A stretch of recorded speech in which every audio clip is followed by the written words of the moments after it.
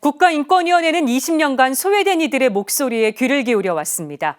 또 가톨릭교회가 추구하는 가치와 뜻을 함께한 일이 많았습니다. 국가인권위원회의 주요 발자취를 전은지 기자가 정리했습니다. 2001년 11월 25일 국가인권위원회의 문이 처음 열린 날, 장애인과 인혁당 사건의 유가족, 외국인 노동자들이 인권위에 줄을 섰습니다. 그 누구라도 인권이 침해됐다고 느껴지면 의견을 접수할 수 있었습니다. 차별로 인해 인간의 권리를 침해당한 약자들과 세상을 연결하는 가교가 생긴 겁니다. 그렇게 지난 20년 동안 인권위에 접수된 진정 건수는 15만 8,790건에 달합니다. 인권위가 굵직하게 획을 그은 업적 가운데 하나는 사형제 폐지 권고입니다. 2003년 인권위는 인권 현안 10대 과제로 사형제 폐지를 선정했습니다.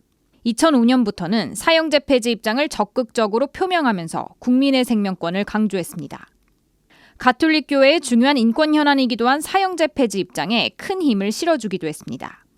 인권위는 한국천주교회가 제기한 사형제도 헌법 소원에 관해서도 견해를 밝혔습니다. 생명은 한 번 잃으면 영원히 회복할 수 없다. 생명은 이 세상 무엇과도 바꿀 수 없는 존엄한 인간 존재의 근원이다. 국민 안전을 위협하는 전쟁과 폭력에 대해서도 강하게 비판했습니다. 특히 2003년 이라크 파병에 대해 반대 성명을 내고 이라크의 정치-사회적 문제는 군사력이 아닌 평화적으로 해결돼야 한다고 밝혔습니다.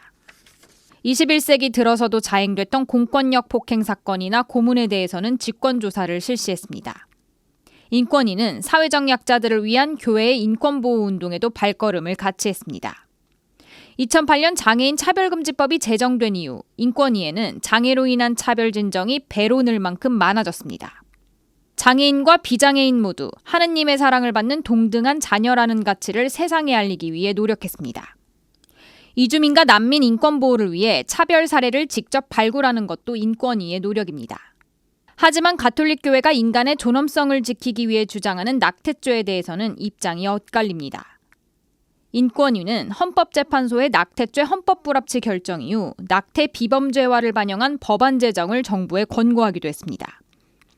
낙태 찬성의 근거가 되는 자기결정권 주장에 힘을 실어주는 것도 교회 입장과는 반대되면서 안타까운 부분이라고 평가받습니다.